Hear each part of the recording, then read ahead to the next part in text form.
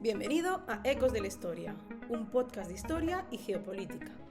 Muy buenas y bienvenidos otro día más a este podcast de Ecos de la Historia, siempre trayendo esos podcasts interesantes, tanto de historia como de geopolítica, ese constante análisis de pasado, futuro. Y hoy, pues bueno, os traemos, como viene a ser ya de costumbre, un episodio muy interesante en el cual vamos a analizar el fascismo. Claro, muchos escucharéis, ¿no?, el fascismo y diréis, bueno, esto ya está bastante trillado, hay 20.000 canales donde hablan de ello. No, porque hoy vamos a hablar del fascismo después de Mussolini en el caso de Italia. Por lo tanto, no vemos esos nuevos movimientos que se van surgiendo tras la caída del dictador. Y para ello, pues vamos a contar con un amigo e investigador, el señor David Moreno. David, un placer. Hola, el placer es mío de estar aquí. Contamos con David porque además de ser un hombre que entiende, ¿no?, de todo lo que sea la historia contemporánea, doctor además en ella, controla especialmente, ¿no?, todo lo que sería esa Italia post fascismo italiano, figura de Mussolini. Y bueno, David, voy a lanzarte ya la primera pregunta y es: Mussolini, lo que sabemos que cae, ¿no?, acaba siendo derrocado, ¿no?, por esas fuerzas ¿no?, por esas fuerzas aliadas, por la resistencia también italiana, ahorcado además junto, pues, a la que había sido, pues, su amante. Y después de Mussolini, ¿qué podemos decir que hay a nivel político? ¿Qué se teje en el panorama italiano? Bueno,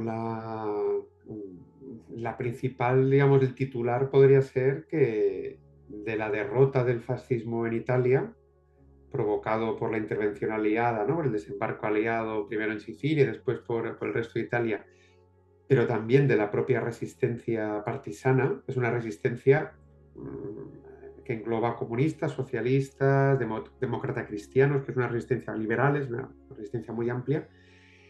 El sistema que se va a construir va a ser una república antifascista.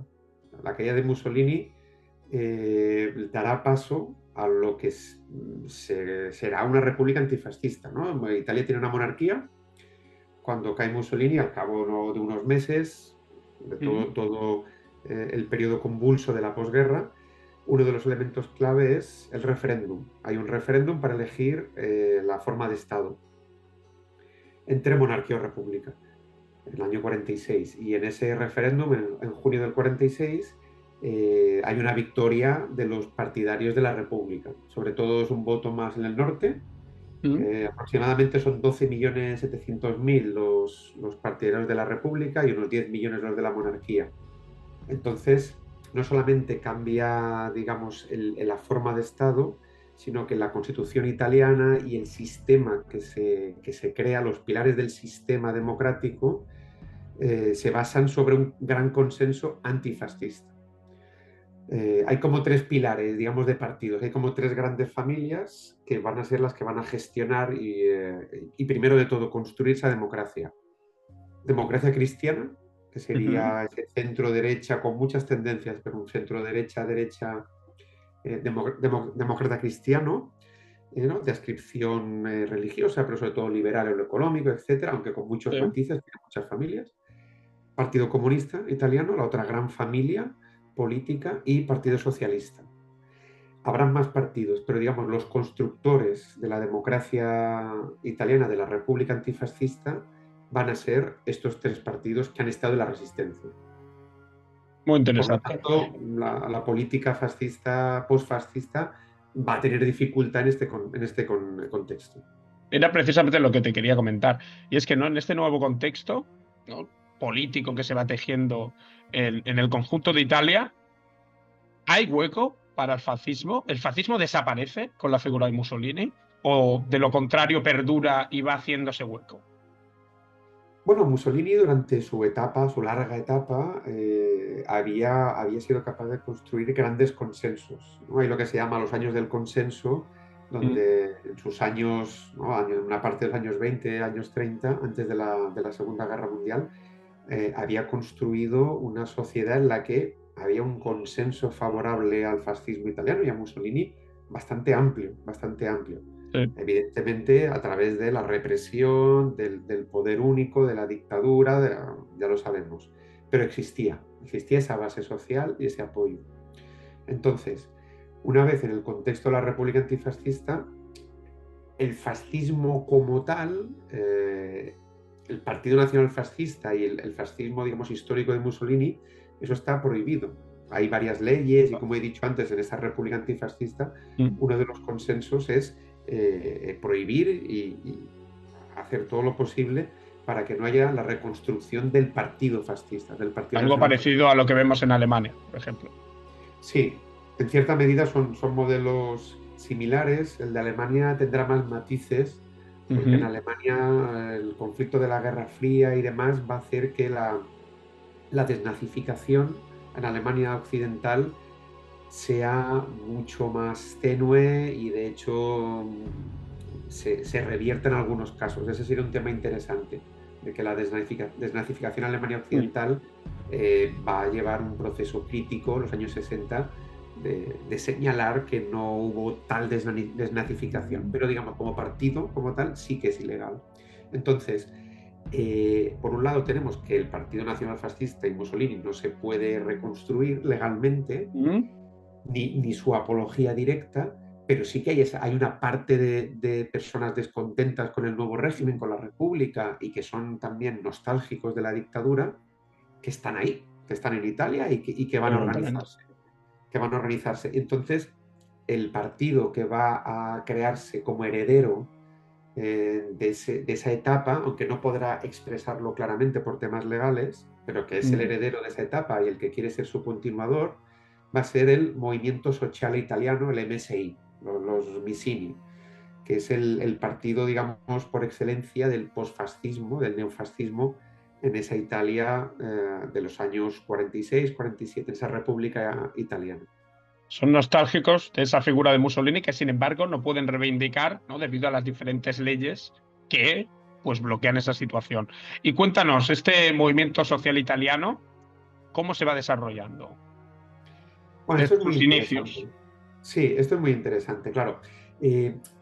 Hay que apuntar como contexto que durante la Segunda Guerra Mundial en Italia, a partir del 43, que vienen los aliados, que entran los aliados en Sicilia, es guerra mundial, pero también es guerra civil, ¿no? Y entonces, la monarquía se cambia de bando, digamos, abandona a Hitler y se pasa del lado de los aliados. Víctor Manuel III, ¿no? Víctor Manuel III y una parte del gobierno pasan al lado de los aliados, y esa sería como la monarquía italiana defiende la lucha contra Mussolini a partir del 43, y que queda en el norte de Italia, o en la zona central norte de Italia, Mussolini, con lo que se ha conocido como la República Sociale Italiana, ¿no? La República Social Italiana, que al final está en manos de Mussolini, pero es un gobierno y un estado títere de la Alemania nazi. Entonces, allí se aplica una política fascista abiertamente, hay una guerra civil, hispanos, etc. Y desde esa etapa, que como sabemos cae, ¿no?, con Mussolini, etc., son los que van a intentar reconstruir este partido en la República antifascista italiana. Entonces, ¿qué podemos decir primero del MSI, de este partido? Será un partido que va a tener entre un 5 y un 8% de voto durante los años de la República Italiana, de la Primera República Italiana. En esta época son solo un 5%, hablamos de 1,5 millones, 2 millones de votos. Entonces, claro, ¿cómo se desarrolla, ¿no? Lo que planteas, ¿de qué manera? Es difícil cuando la República teóricamente es antifascista. Es difícil que un partido que se declara heredero de esa etapa y que está situado ideológicamente como herencia de la República Social Italiana, tenga un papel importante. Entonces, ¿qué sucede? La primera etapa podemos decir que los líderes de este MSI intentan participar de ese sistema, situándose a la derecha del sistema, pero participando en él, ¿vale? Eso es lo que se llama, llevó a cabo un líder del MSI, que es Arturo Michelini. Él plantea que, tiene una situación muy difícil, la República en principio no cuenta con ellos, pero tiene una parte de votos y diputados importantes. La estrategia de Michelini es, vamos a situar, se llama el inserimiento, ¿no? Vamos a insertarnos en el sistema en la derecha e intentar que el sistema nos acepte, intentando pactar con la democracia cristiana, con el centro derecha, como un bloque anticomunista. ¿Qué sucede? Esto no, en una primera etapa no es posible, ¿no? La democracia cristiana no quiere pactar con este partido tan marcadamente, ¿no? Y en una posición tan extrema. Tampoco le hace falta en los primeros años. La democracia cristiana, la llamada la ballena blanca, ganaba siempre las elecciones, tiene un grandísimo poder, y el MSI no puede participar. La oposición es el Partido Comunista, pero el MSI con ese 5 o 6% de voto no es capaz de participar. Pero ¿qué sucede? Años 60, los resultados, la democracia cristiana sí necesita más apoyo, que no tienen otros partidos que le daban antes, o que no era suficiente con el Partido Liberal y otros pequeños partidos liberales y de centro. Aquí hay un apoyo del MSI a este gobierno de Tramboni, de la democracia cristiana, pero, años 60, hay una respuesta popular tan fuerte de la izquierda y sectores populares antifascistas tan potente que se crea una crisis y que la democracia cristiana tiene que dar marcha atrás y evitar cualquier pacto con el MSI, con los posfascistas o neofascistas, y pactar y buscar un pacto con el centro izquierda. Entonces, digamos, esto marca una etapa de el fracaso de esa política de inserimiento de Arturo Michelini como parte derecha del sistema, hasta los años 60. La segunda etapa, entonces, va a ser la que va a protagonizar Giorgio Almirante, otra persona que había estado en la República Social Italiana como líder de un dirigente fascista con Mussolini, que él va a plantear algo diferente, va a plantear una estrategia diferente para el neofascismo italiano. Y va a ser, no queremos ser la parte derecha del sistema, sino queremos estar en contra del sistema, vamos a oponernos al sistema. Y vamos a denunciar, ¿no? Vamos a ser un puntal anticomunista, pero también vamos a ser un puntal antidemocracia cristiana y antirrepública italiana. Y con esa estrategia, sí que en los años 60, finales y 70, el partido va a crecer hasta un 8% aproximadamente y va a ser una fuerza destacable dentro de la República Italiana, aunque tampoco va a entrar en gobierno, pero sí será una fuerza que movilizará a nostálgicos, a gente muy conservadora, a sectores jóvenes radicalizados, a muchos anticomunistas, los va a organizar y movilizar. Y, David, una cuestión. Este neofascismo que se va tejiendo, este movimiento social, que como tú bien decías, en un principio, ¿no?, busca esa extrema derecha y después busca ser una especie de antisistemas, ¿difiere en algún aspecto ideológico respecto al fascismo tradicional de Mussolini, ese fascismo de inicios? ¿O es completamente igual? A ver, es heredero en la medida de lo posible, ¿no? En el tema del corporativismo, del nacionalismo extremo, del anticomunismo, de los valores de familia, de Dios también, ¿no? Que tenía el fascismo. Esos planteamientos los sigue heredando, aunque el punto clave es que, bueno, abiertamente no lo dicen, participan del sistema electoral y del juego electoral, por lo tanto, es un posfascismo, pero que al final participa dentro de la maquinaria democrática y no plantea, al menos públicamente, no plantea su eliminación, ¿de acuerdo? Como si lo planteaba Mussolini. Pero los valores tradicionales fascistas, ¿no? de fuerza bruta, anticomunista, etcétera, ¿no? De estos valores sí que los comparte. Es un fascismo adaptado a una situación diferente, ¿verdad? Sí. Y en ensalzar esa etapa, ¿no? Y también en hablar bien de la etapa de Mussolini, la etapa fascista, en ponerla en valor, etcétera. Y antes nos hablabas, ¿no?, de esos dos líderes que había en el movimiento social italiano, los cuales alternan y suponen también un cambio de posturas. ¿Hay algún teórico de este neofascismo italiano que destaque?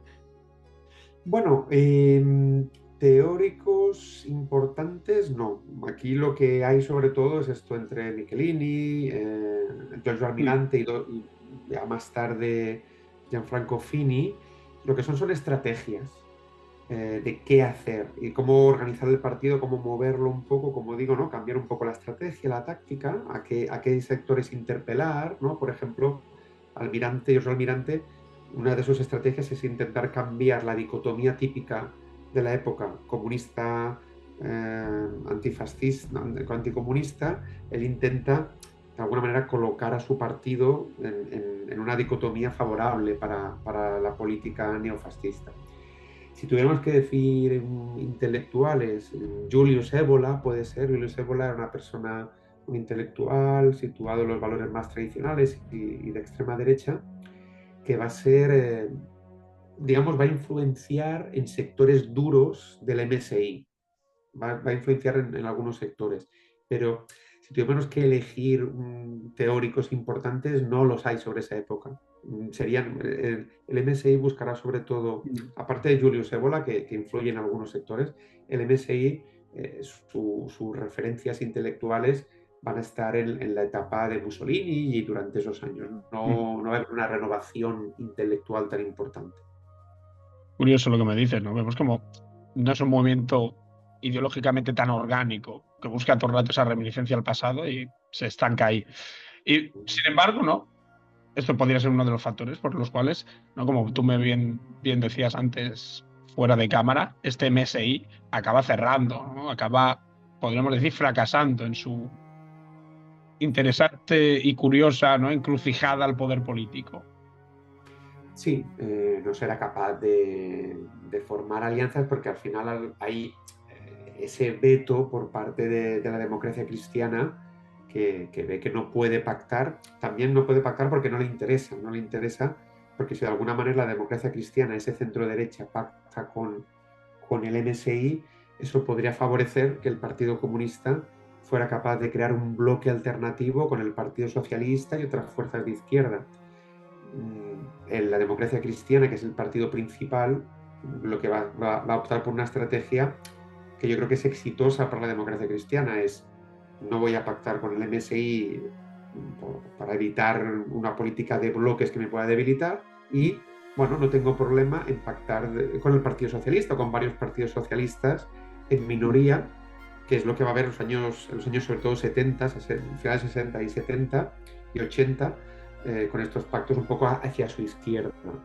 Por lo tanto, el MSI no podrá entrar, movilizará a un sector importante de población y muy agresiva y con presencia sobre todo en el sur de Italia, sobre todo donde tendrá más poder, en el sur, Sicilia y demás, tendrá más votante. Entonces, cuando la República Italiana estalla con los escándalos de corrupción, Tangentopoli, Mani Pulite, que esos años 90, se crea un nuevo escenario aquí político, en ese contexto de antes de la crisis y durante esta crisis que acaba con este sistema. El MSI va a convertirse en Alianza Nazionale, ¿no? En AN, Alianza Nacional. Se transforma, no desaparece. Tiene la cabeza. Que no va a optar por otra estrategia. Curioso. ¿Y qué vínculos existen entre este partido en el cual muta y la figura de Giorgia Meloni, que la tenemos en la actualidad, primera ministra, la figura ahora mismo más importante de la República Italiana? ¿Qué alianzas, qué vínculos existen? Sí, Giorgia Meloni participa, es una joven militante de Alianza Nazionale. El líder principal es Gianfranco Fini, un líder muy importante. Aquí hay que destacar dos elementos. O sea, ella es una militante que irá creciendo dentro del partido, pero a principios de los 90 no es una persona destacada, sí en sus juventudes, etcétera, pero es Fini el líder. Pero aquí hay dos elementos que van a cambiar la historia de la extrema derecha o de este posfascismo. Fini va a ser partidario de una estrategia de desfascistizar el partido, ¿no? De quitar los elementos más vinculados con el fascismo, etcétera, hacerlo con una derecha más aceptable, por un lado, lo va a conseguir, de hecho, y por otro, con el estallido de la Primera República y la entrada de nuevos partidos, ¿no? Democracia Cristiana ya desaparece, el Partido Comunista también, aunque no le toca el escándalo de corrupción, pero también desaparece, etcétera, etcétera. Una renovación total. ¿Cómo?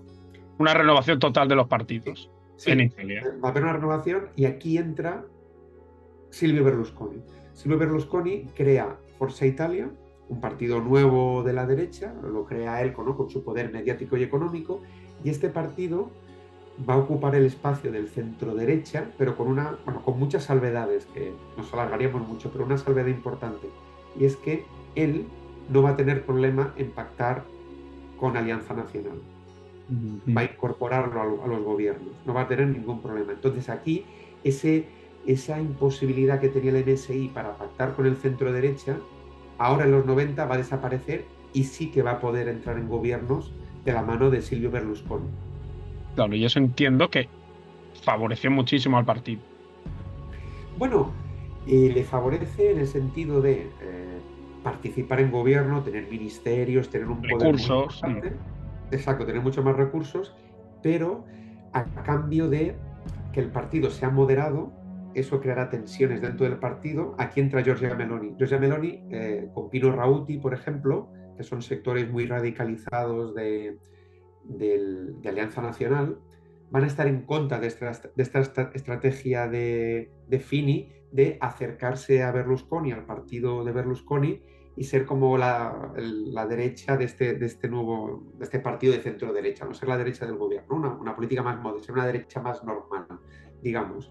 Y de hecho el partido va a entrar en crisis porque al final Berlusconi, que era en el 2008, si no me equivoco, 2006, 2008, el Popolo de la Libertad, el Pueblo de la Libertad, que es como una partido coalición donde se integra Alianza Nacional. ¿Qué sucede, resumiendo rápidamente? La parte grande, que es la de Berlusconi, se va a ir comiendo Alianza Nacional, que es la parte pequeña. Claro. En este contexto, como digo, Meloni y otros dirigentes más radicales van a crear el partido actual de Meloni, que es el que está gobernando en Italia, Fratelli d'Italia, Hermanos de Italia, que coge el nombre por la primera estrofa del primer párrafo, las primeras palabras del himno actual italiano. Por lo tanto, digamos, es un partido crítico con la deriva más moderada de Alianza Nacional. Curioso lo que me dices, ¿no? Porque al final vemos como Meloni, ¿no?, que venía de ese partido con herencia fascista, ha llegado a lo que sería esa presidencia, ese puesto de primer ministro, a través de las estructuras políticas que había creado, como tú muy bien has dicho, ¿no? Se habían creado con Forza Italia, ¿no?, más grandes. Y la pregunta yo creo que es clara, David. Cuéntanos hasta qué punto Giorgia Meloni sigue teniendo, Fratelli d'Italia, Giorgia Meloni sigue teniendo esas influencias respecto, ¿no?, pues a ese movimiento social italiano que dijimos en un principio, ¿no? Ese primer, podríamos decir, promotor o creador de ese nuevo fascismo. ¿Hasta qué punto llegan esas alianzas, esos vínculos, mejor dicho? ¿Existen tales vínculos? Giorgia Meloni, Fratelli d'Italia no tienen nada que ver. Cuéntanos. Bueno, esto es curioso. O sea, por ejemplo, vínculos existen muchos. La sede central, hay una anécdota bastante significativa sobre este elemento, y es la nueva sede que había nacional en Roma de Fratelli d'Italia se constituye en la antigua sede del MSI, ¿no? Con el aumento, el crecimiento del partido Fratelli d'Italia, pues se reconstruye, se reforma la sede, se sitúa allí la sede, y le preguntaron a Meloni, la jefa de Fratelli d'Italia, a qué oficina iba a ir, ¿no? Si a la antigua de Fini o de Giorgio Almirante, ¿no? Como de alguna manera ¿Moderado o radical? Sí. ¿Qué dijo ella? Ella dijo que iba a ir a la oficina de Almirante, o sea, del partido, ¿no?, que tiene una postura dura, ¿no?, crítico, ¿no? Y ella es crítica con Fini, que fue el que moderó el partido.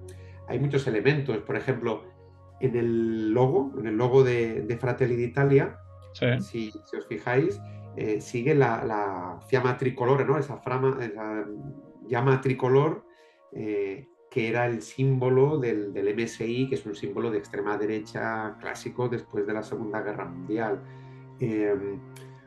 Ella se desvincula, ha hecho declaraciones, ¿no? A medida que su partido tenía cada vez más posibilidades de llegar al gobierno, ella ha hecho varias declaraciones como apartando, ¿no?, diciendo criticando las leyes racistas de la etapa de Mussolini, que era una vergüenza, diciendo que ella no viene del fascismo, ¿no? Y evidentemente ha hecho una reconversión hacia una derecha muy dura, pero intentando desligarse de la etapa más dura del fascismo. Pero bueno, esto es sobre todo una operación más de marketing. Al final, sus valores conservadores o de extrema derecha, de Dios, patria, familia, pero de una posición muy beligerante y muy crítica con una serie de elementos más de derechos civiles y de avances democráticos, la tiene. Por ejemplo, a nivel de anécdota, hace poco se hizo una investigación a cámara oculta en las juventudes de Fratelli d'Italia y bueno, los saludos fascistas y los comentarios cuando ellos no creen que está la cámara grabando, era absolutamente militancia conforme y contenta con el pasado fascista y con los valores fascistas clásicos. Pero evidentemente el partido se ha reconvertido, ¿no? Y ahora pues es la identidad, la lucha contra la inmigración, la familia, etcétera, etcétera, ¿no? El soberanismo, toda una serie de elementos más actuales, pero unas coordenadas que se sitúan en las posiciones extremas de la derecha. Claro, vemos cómo se ha convertido en una especie de neoconservadurismo, con algunos tintes, ¿no?, de ese fascismo también, imagino, ¿no?, como para presentarse de una forma atractiva a esa juventud que ha perdido un poco la fe en el sistema, ¿no?, de decir, mira, nosotros en el fondo, ¿no?, pues somos la herencia, ¿no?, pues de aquel que acabó con la democracia liberal, ¿no? Claro, sí. vemos, ¿no?, pues esos tintes. Claro, intenta interpelar a muchos sectores. Hay una parte, bueno, yo creo que es conocido, ¿no? Si estás en Italia o se conoce un poco la historia actual, la historia reciente y la realidad actual italiana, no hay un grandísimo consenso antifascista como había hace unos años. Es el término fascista o la etapa de Mussolini no genera un rechazo como en otros países. Hay mucha gente de diferentes edades y zonas que no son tan críticos perdón, con la etapa de Mussolini. Entonces un poco juega a, dentro de ser una derecha muy dura, una extrema derecha, sí, recoger elementos que le pueden servir como bandera de enganche de sectores ultras o más reaccionarios, y a la vez, por ejemplo, estamos viendo en la Unión Europea presentarse como una derecha, una extrema derecha aceptable que quiere jugar el papel crítica con la Unión Europea, pero dentro de la Unión Europea. Pero que forma parte. Hay que tener un papel, exacto, hay que tener un papel ahí. No hay que alejarse de otro tipo de extrema derecha que estamos viendo, como sería Alianza por Alemania, no, Alternativa por Alemania, perdón, que parece ser como que ni siquiera la derecha europea los quiere como aliados. En cambio, Meloni está haciendo una política muy inteligente de acercamiento a las derechas europeas para poder tener un papel y no ser excluida de los elementos de poder, ¿no? de los puestos de mando de poder de la Unión Europea. Entonces coge elementos como la identidad, la tradición, la familia, el tema de la maternidad, que es muy importante, la lucha contra la inmigración, contra el tema del LGTBI, los derechos civiles, y intenta con ese pack y de no crítica dura a la etapa fascista tener una mayoría y construir una mayoría de una derecha muy dura, de una extrema derecha. Bueno, yo creo que todo es esa influencia, ¿no?, de Ernesto Laclau, en el fondo, ¿no?, de la lucha por las hegemonías, de intentar sumar cuanto más grupos, más movimientos, ¿no?, en un único frente, mejor. Yo creo que lo que nos has contado, evidentemente, es muy, muy interesante. Yo creo que, ¿no?, pues va a dar que la audiencia pues piense un poco, ¿no?, y reflexione sobre hasta qué punto, ¿no?, pues estos grupos fascistas aún en la actualidad pues siguen presentes, ¿no?, en nuestros problemas cotidianos. Y David, no sé si quieres hacer una última reflexión, alguna frase final. Sí, bueno, podríamos decir para terminar, ¿no?, que la historia del postfascismo italiano es muy rica, es interesante, lo del movimiento social italiano, cómo ha influido, y también ver cómo al final estos espacios se reorientan, ceden en algunas posiciones, ¿no? Pero se han situado no en el fascismo, pero sí en una derecha, una extrema derecha, pero que en el contexto italiano concreto, que es un contexto muy convulso políticamente, ha sido capaz de ser una pequeña fuerza a la derecha de Berlusconi, los partidos tradicionales, ha sido capaz de situar a esas derechas más clásicas en minoría y constituirse como fuerza mayoritaria. Ahora lo que hay que ver es cómo esa posición de gobierno en Italia y su influencia en la Unión Europea va a tener más o menos respaldo en futuras elecciones en Europa. Con la victoria de Trump, que no sería extrema derecha, pero sería un populismo muy cercano, eso va a tener un impacto seguramente muy positivo, no solamente en Fratelli d'Italia, sino en otros aliados suyos a nivel europeo. Para poner un último ejemplo, veremos las elecciones en Alemania ahora en febrero del 2025, cuál va a ser el resultado, o las futuras en Francia, que pueden ser antes de lo que nos pensamos.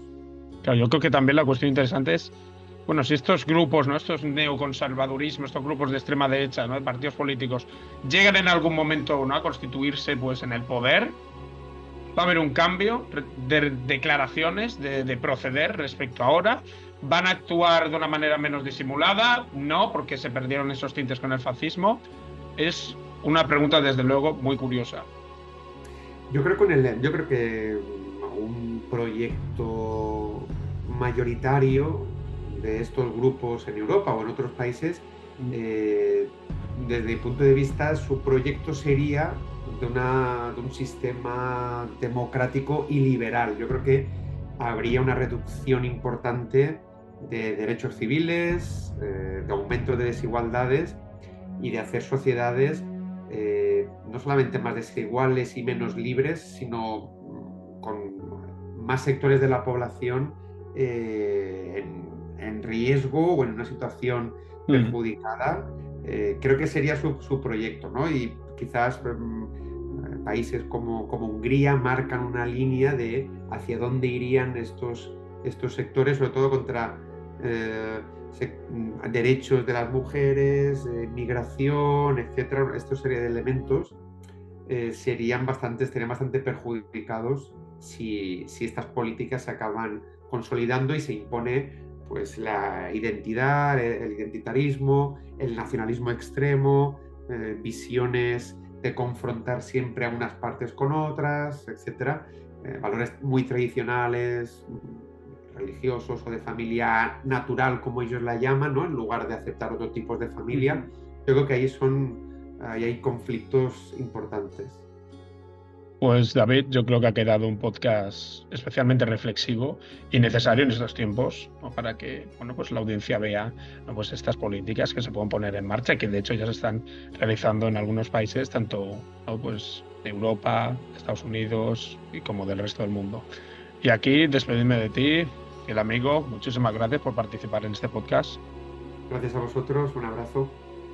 Y bueno, no olvidaros el resto, suscribiros a este canal, poner like, comentarios, qué futuros temas os gustaría que tratásemos, en qué podcast queréis que aparezca David otra vez aportando su gran sabiduría. Y muchísimas gracias a todos, un saludo y nos vemos.